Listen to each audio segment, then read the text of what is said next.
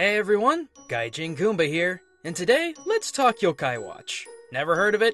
It's Nintendo's newest game about preteen kids collecting monsters to fight other monsters in modern Japan. Developed by Red 5 Studios, by the way. But to be fair, I really like it. No, not just because all the yokai are based off of Japanese folk monsters, but because the game takes place in the real world. And instead of fighting over badges and bragging rights, you actually help people with problems using your befriended spirits. And what adorable character is flagshipping this franchise? Cute, adorable Jibanyan. Just look at that sweet face, those tiny little paws, just completely beyond heartwarming, right? Wrong! You're looking at the face of a sadomasochistic murderer who would stab you in the back and devour you given the chance. Or lighting you and everything you own on fire just to watch you burn. Now then, I understand that this requires some explanation, and trust me, I've got plenty of proof to back my theory. But let's start at the beginning. Who the heck is Jibanyan?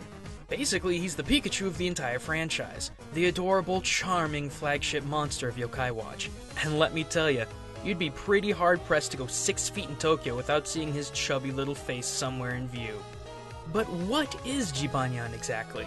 I mean, it looks like a regular cat, but when was the last time you saw a cat that had 2 tails, let alone both of them being on fire? And no, this isn't a Charmander ripoff as some fanboys might think. In fact, I would say Charmander ripped these guys off. No, the twin tails and flames are telltale signs of Jibanyan being a Nekomata. Now, I'm sure many of you have heard that name before. If you've played Disgaea, Devil Summoner, or even my personal favorite Tokiden, I know you're already familiar with this monster, or at least the distractingly sexy personification of them, but these are completely false. See, Nekomata are a subcategory of yokai called Bakeneko, or monster cat. Oh yes, my friends, there are so many Japanese monsters that we are hitting subcategories. I guess Whisper needing a Spookipedia made more sense than I thought. Anyway, like almost every Japanese monster in existence, Bakeneko are created when cats start hitting their elderly ages. Given enough time living, they sport super long tails, begin to walk on their hind legs, learn to speak, and even gain the ability to shapeshift. They can also get as big as a human. Now, typically Bakeneko are fairly harmless. They may play a prank or two, but typically, they've got little interest in getting too involved with humans. Nekomata? Oh, these guys are very different. As Bakeneko get even older, their tails split in two and combust with a ghostly fire. They've also been around for so long that they have a real distaste for humans. Metaphorically speaking, of course, because their primary source of food are humans. And if that's not bad enough, when they're not eating people, they're acting out their dreams of becoming Japan's most effective arsonist. Nekomata have a gloriously good time starting huge conflagrations, burning down as many of Japan's tightly packed houses as they can, killing hundreds. And once that's done, they may very well decide to raise your body from the dead and have it dance for their amusement. No, I'm not even kidding. And how about sweet little Jibanyan? Like we've already established, he has the twin fiery tails, but also note that his elemental type in-game is fire, which is made evident through his blaze ability. We also find out that before Jibanyan joined Keita, he made a regular habit out of possessing people and making them walk into oncoming traffic. I mean, sure, the game and anime make it seem all lighthearted, but wow, that is really all kinds of messed up.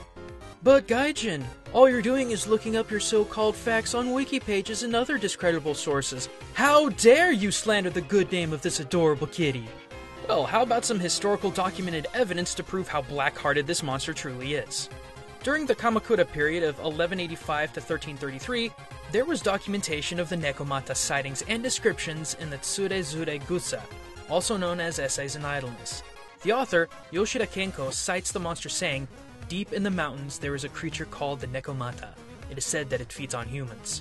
Around the same time, one Sadae Fujiwara recorded on the scroll Meigetsuki, or Record of the Clear Moon, a similar description of the creature with the date and location of August 8th, 1233 in modern-day Nara, stating, "Nekomata who dwelled in the mountains came down, killed, and ate people."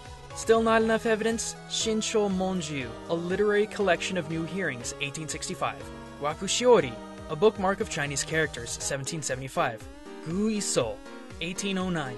All of them describing the Nekomata as being predatorial, supernatural monsters. And the most convincing piece of evidence of all comes from the 1708 book Yamato Kaiki, simply Mysterious Stories from Japan. and the tale of Nekomata no Hi, or the Nekomata Fire. Once there was a rich samurai family's home that was being haunted by all manner of ghostly activity. The family summoned countless priests and shamans to quell the spirits, but to no avail.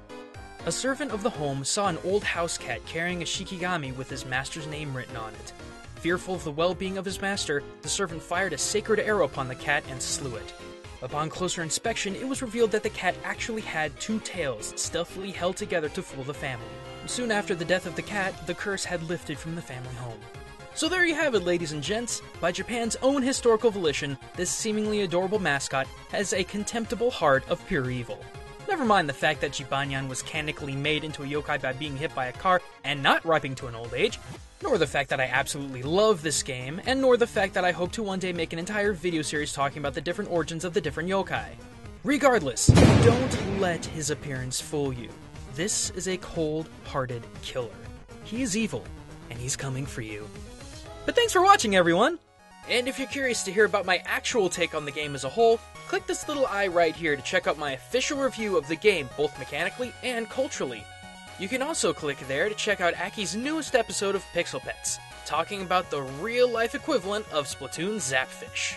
And be sure to subscribe if you like this kind of content. It'll keep you up to date on all of my most recent releases here on the Game Theorist channel. But until next time, everyone, this is Gaijin Goomba signing out.